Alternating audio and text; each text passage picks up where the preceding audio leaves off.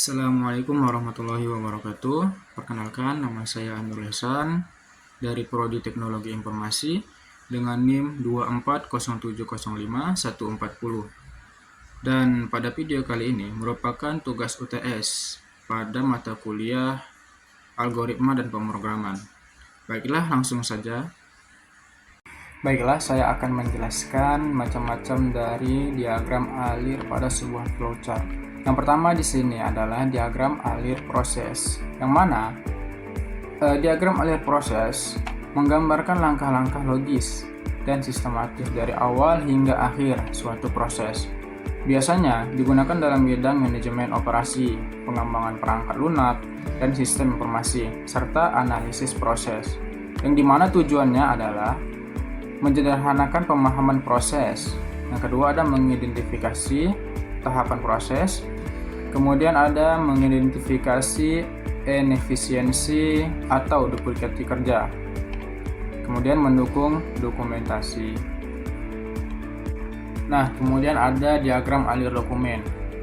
Diagram alir dokumen ini adalah jenis diagram alir atau flowchart yang menggambarkan alur pergerakan dokumen atau formulir dari satu bagian ke bagian lain dalam suatu organisasi. Jadi diagram ini menunjukkan siapa yang menerima, memproses, menyimpan, dan meneruskan dokumen selama suatu proses bisnis berlangsung.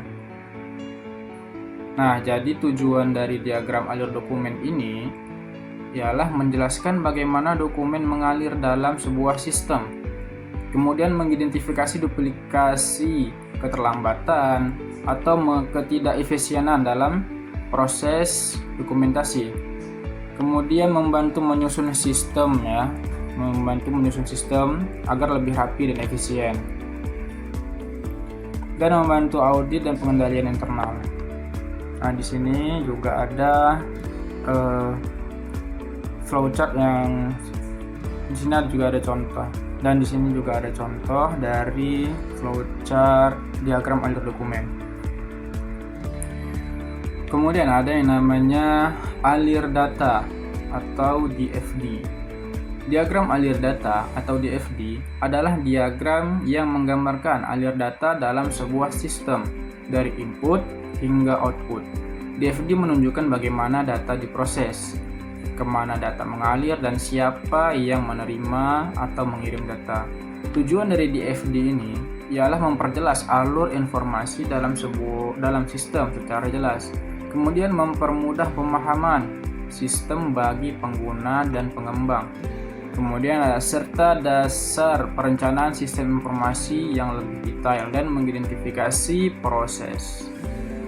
Di sini ada contoh diagram diagram alir dari sebuah data.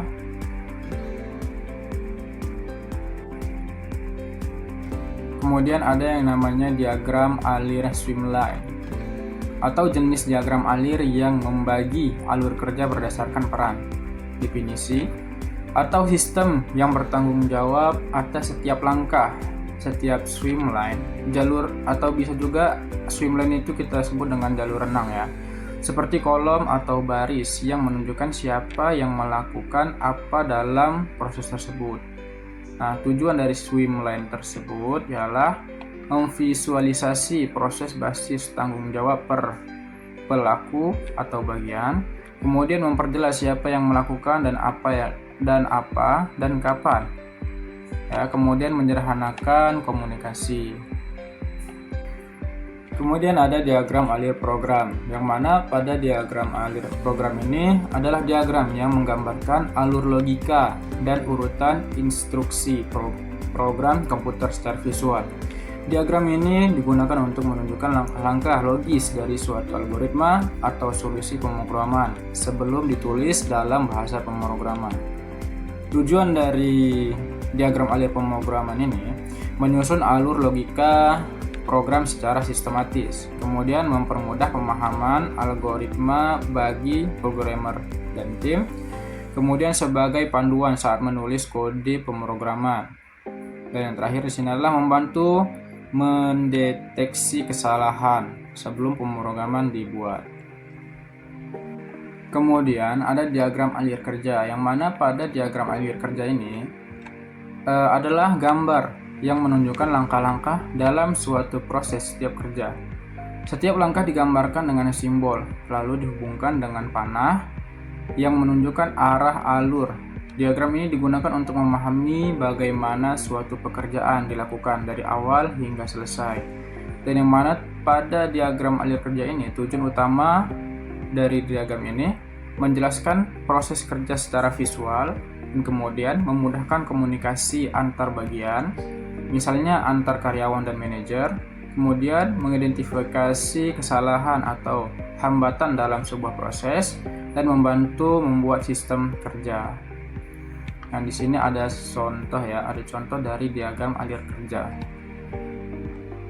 Nah, baiklah, selanjutnya ada yang namanya diagram alir sistem, yang mana pada diagram alir sistem ini, diagram yang menggambarkan alur kerja dari suatu sistem secara keseluruhan, termasuk bagaimana data mengalir melalui perangkat keras, perangkat lunak, file, dan pengguna. Diagram ini menunjukkan interaksi antar komponen sistem dan proses-proses utama yang terjadi di dalam sistem tersebut. Nah, tujuannya ialah memvisualisasikan struktur dan alur kerja sistem informasi, kemudian menjelaskan hubungan antara input, proses, output dalam sebuah sistem, kemudian membantu analisis kebutuhan sistem dan mendeteksi kelemahan, duplikasi yang tidak efisien dalam sebuah sistem. Dan yang terakhir ada yang namanya diagram alir skematik. Skematik ialah jenis diagram alir yang menunjukkan alur kerja sistem atau proses secara visual dan lebih rinci, dengan memasukkan simbol fisik dan tata letak peralatan. Biasanya digunakan untuk menggambarkan hubungan antar bagian dalam sistem nyata, seperti peralatan mesin, perangkat keras komputer, atau sistem teknis lainnya. Tujuan dari diagram alir skematik ini ialah menggambarkan komponen fisik atau perangkat keras dalam sistem, kemudian menjelaskan hubungan dan alur kerja antar peralatan. Kemudian digunakan di bidang teknik, manufaktur, jaringan komputer, dan rekayasa sistem. Yang akan kita gunakan di sini yaitu logaritma. Yang pertama kita gunakan sini adalah deklarasi, yang mana pada deklarasi ini adalah pernyataan yang dipakai untuk menyimpan data. Ya, untuk menyimpan data yang akan kita simpan di sini adalah panjang, lebar, dan luasnya. Kemudian kita klik lagi tanda panahnya, kita pilih di sini masukkan. Nah, pada masukkan ini, di sini dia akan membaca suatu nilai dari papan yang akan kita ketik, yaitu menyimpan ke suatu variabel. Kita klik di sini adalah panjang ya, kita ketik di situ panjang untuk nanti dia membaca nilai dari panjangnya. Kemudian kita klik lagi untuk memasukkan dan menyimpan nanti nilai dari lebarnya. Kita klik lebar di sini, kemudian kita pilih yaitu penugasan. Nah, penugasan ini itu untuk membuat sebuah rumus. Yang akan kita cari di sini adalah luasnya dan ekspresinya. Di sini kita masukkan yaitu rumus dari luas persegi panjang, yaitu panjang kali lebar. Tulis panjang kali lebar, kemudian pengeluaran. Nah, pada pengeluaran ini dia itu untuk mengevaluasi suatu ekspresi dan kemudian menampilkan hasil dari layar. Jadi dari semua yang kita buat tadi, maka akan dihasilkan atau ditampilkan pada bagian ini. Nah, gunanya dan di sini untuk menampilkan hasil dari apa yang kita masukkan tadi. Nah, kita akan menjalankan hasil dari apa yang kita buat. Kita klik ini dan kemudian kita masukkan di sini 20 ya untuk panjangnya. Kemudian kita masukkan lebarnya itu 2. Nah, di sini sudah keluar hasilnya itu 40. Jadi luas dari persegi panjang yang kita buat itu 40. Untuk menggambarkan sebuah flowchart, selain menggunakan flowgorithm, di sini kita bisa menggunakan sebuah web, yaitu lucid chart. Nah, tadi setelah kita mencari di flow algorithm mengenai menghitung luas persegi panjang ya. Nah, pada lucid chart ini kita juga akan kita akan membuatkan flowchart mengenai luas persegi panjang. Nah, langsung saja kita masukkan terminatornya.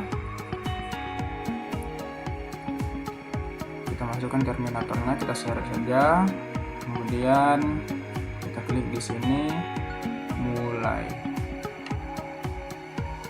Nah, setelah itu kita tinggal langsung tarik aja garis di sini untuk menyambungkan bentuk-bentuknya, dan kita akan memasukkan datanya. Data di sini sesuai dengan yang namanya rumus dari luas persegi panjang, yaitu panjang kali lebar. Kita masukkan panjangnya, kemudian kita pilih lagi jajar genjang di sini untuk masukkan data dari lebarnya. Masukkan lebar, kemudian kita tarik lagi garisnya. Nah, di sini kita memilih persegi panjang untuk memproses dari luas persegi panjang tersebut. Jadi untuk mencari luasnya, kita akan membuat di sini panjang dikali dengan lebar. Panjang kali dengan lebar, dan kemudian kita tarik lagi garisnya.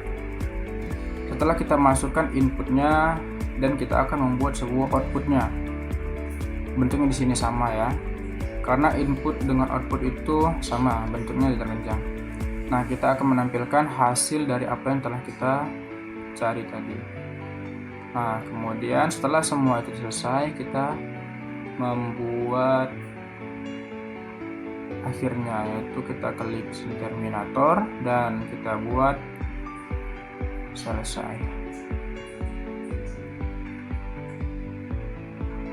Nah, inilah cara membuat flowchart pada lucid chart.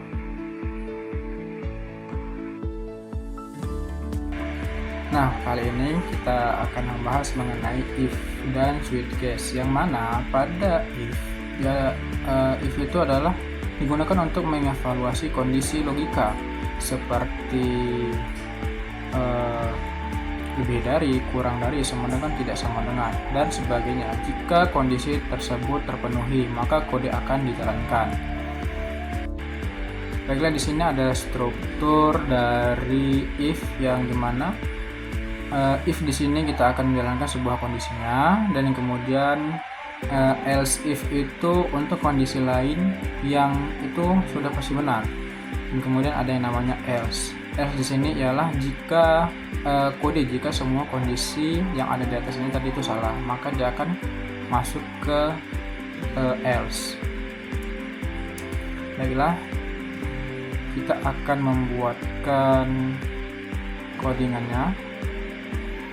Yang akan saya masukkan di sini adalah integer, angka, dan kemudian system out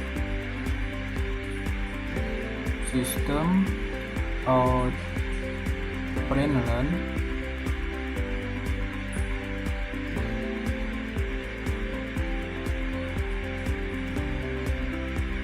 masukkan sebuah angka,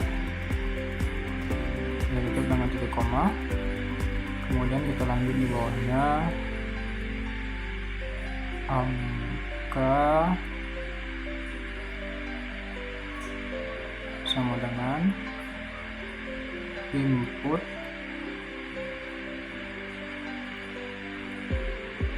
next trigger koma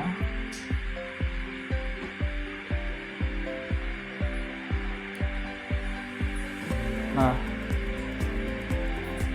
sekarang kita masukkan di bahasa pemrogramannya. If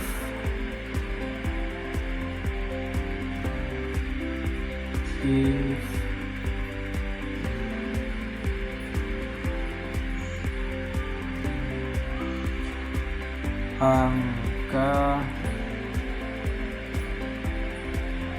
lebih besar dari 0.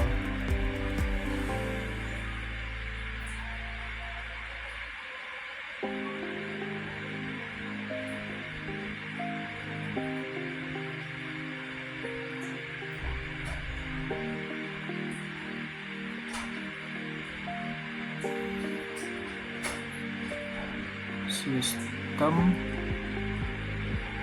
out println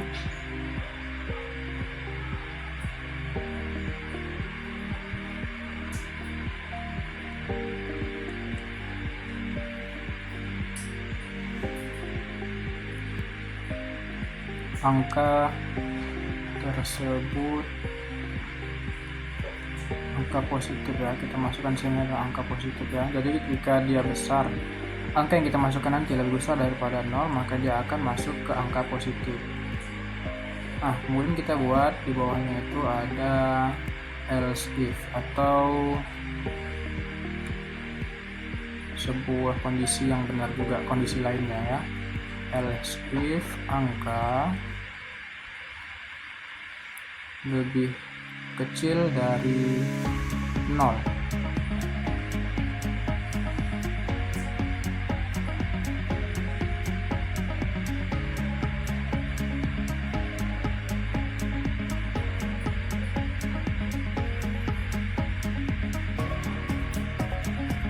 Sistem out println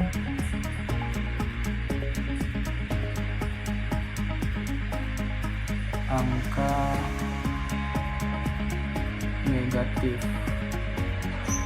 Nah, ini adalah sebuah kondisi yang dimana sebuah kondisi yang benar, kondisi lain yang benarnya. Kemudian kita masuk ke else.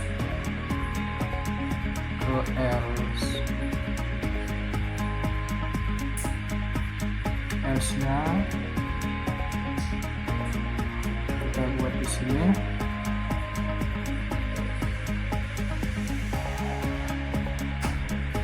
Sistem out println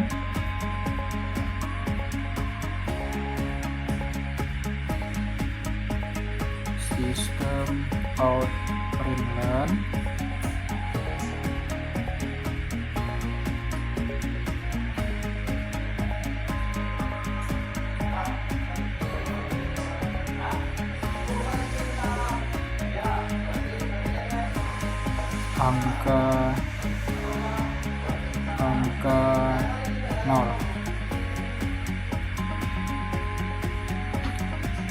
Nah, di sini saya mesti melihat banyak kesalahan ya. Kita mesti melihat banyak kesalahan.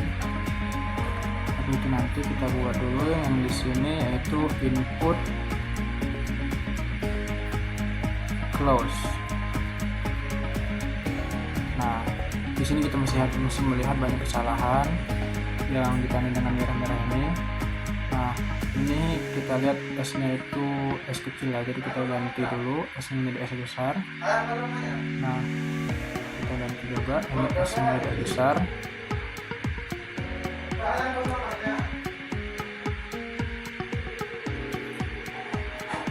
Ya sudah, dan ini juga. Nah, setelah codingan ini selesai, nah jadi setelah codingan ini selesai, maka kita akan menjalankannya. Nah, ketika nanti kita masukkan nilainya itu lebih besar, maka dia akan masuk ke perintah yang awal, ke if-nya, ketika dia lebih besar daripada 0. Dan ketika dia lebih kecil daripada 0, maka dia akan masuk ke else if atau kondisi yang kedua. Namun, kalau misalnya kita memasukkan nilainya itu 0, maka dia akan masuk ke else atau kondisi yang tidak ada benar sama sekali atau kondisi lainnya tadi itu. Nah, kita akan jalankan di sini.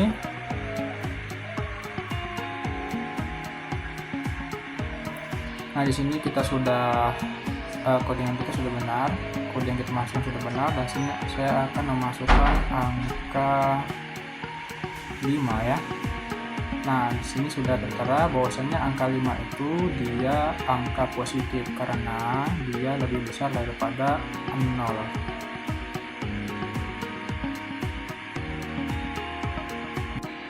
pada switch case ini adalah struktur percabangan yang digunakan untuk meriksa satu nilai terhadap beberapa kemungkinan nilai tetap. Sangat berguna untuk menghindari banyak if else dan panjang.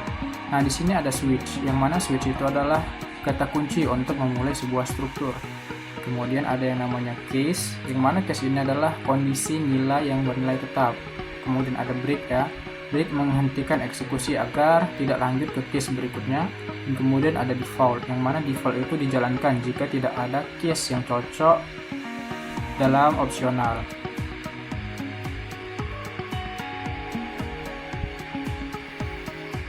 Ya, kita langsung saja masuk ke codingannya.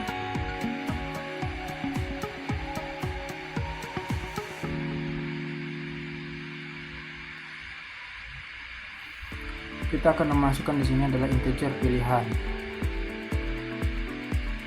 Kita masukkan integer pilihan, kemudian kita akan masukkan di sini adalah system out println.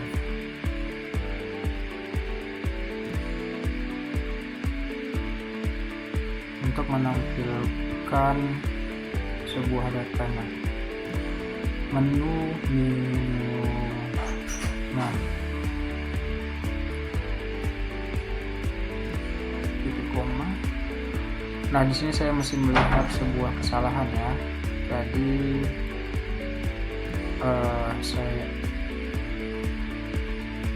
saya akan ubah dulu S-nya menjadi S besar. Kemudian kita copy aja.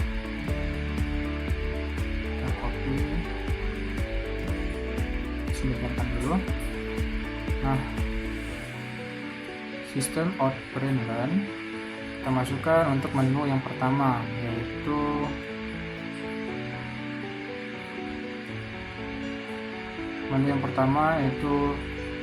teh. Kita masukkan menu yang pertama adalah teh. Ditutup dengan titik koma. Kemudian kita lanjut. Kita masukkan untuk menu yang kedua yang sudah kita buat. Yang kedua itu adalah copy. Ditutup dengan titik koma.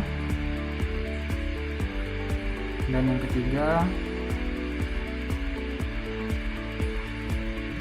yang ketiga adalah choose. Kita masukkan menu yang ketiga itu choose.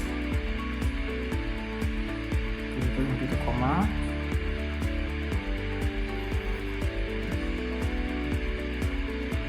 System of println, kemudian kita masukkan pilihan Anda.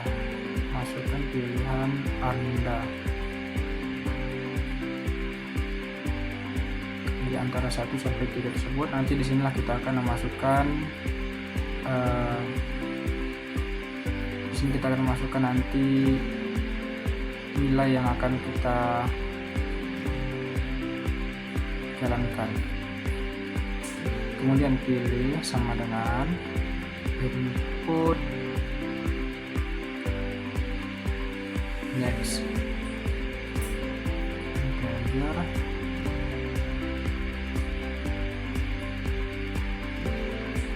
Nah, nanti disinilah kita akan memasukkan nilai yang bakal kita panggil sesuai dengan pesanan seorang pelanggan. Kita langsung saja membuat ininya, switch pilihan, kemudian kita masukkan untuk case yang pertama.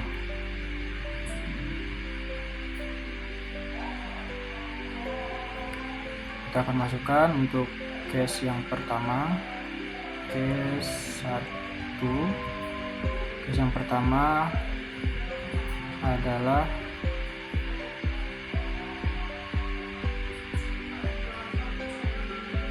kita buat sistem dulu. Kita untuk sistem appendant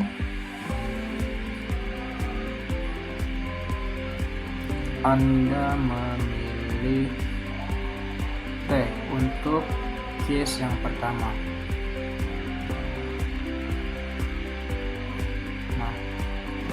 kita bilang titik koma. Jangan lupa ya, setelah untuk kita memasukkan case yang pertama, kita memasukkan untuk perintah breaknya agar dia tidak lanjut untuk ke case berikutnya. Kemudian kita masuk case yang kedua. Untuk case yang kedua ini kita buat system out learn. Anda memilih copy titik koma. Jangan lupa kita masukkan break agar tidak lanjut ke case untuk berikutnya. Kita lanjut lagi case yang ketiga. Case 3 sistem. Kita masukkan Anda memilih jus.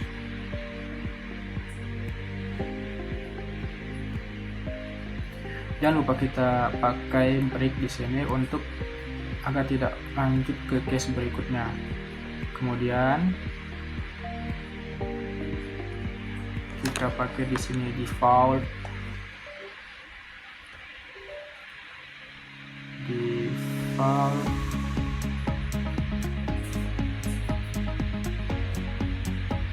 sistem pilihan.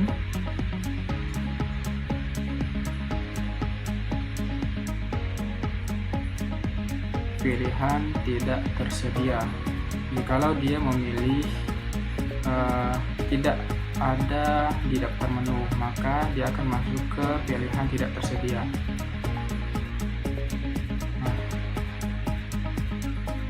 Setelah ini semua jadi, nah di sini sudah ada daftar menu yang kita buat tadi. 1 itu teh, 2 kopi, 3 jus. Dan di sini kita mendapat pesanan untuk 2. Nah, kita mengklik nomor 2 di sini, maka akan keluar Anda memilih kopi. Jadi menu pesanan yang kita buat di sini, yang kita ambil di sini adalah kopi.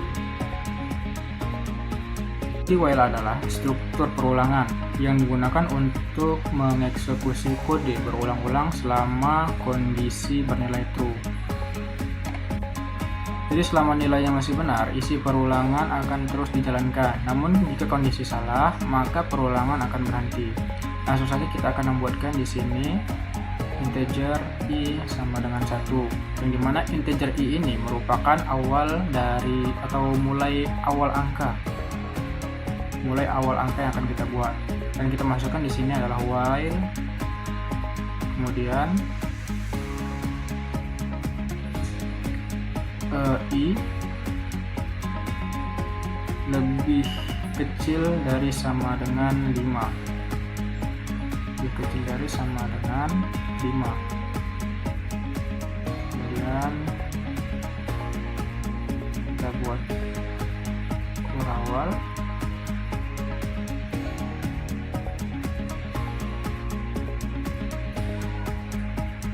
Sistem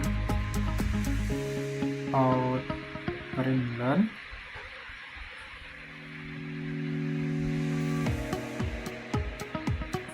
Kita buat sistem out learn untuk mencetak angkanya. Angka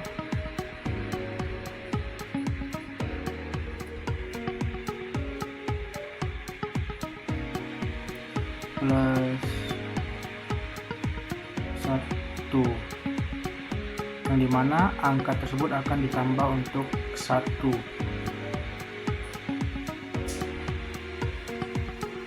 Kemudian kita buat sini i plus plus. I plus plus itu adalah menambah nilai i agar tidak perulangan terus menerus. Nah, setelah ini selesai, ini ada yang salah, kita ganti isinya.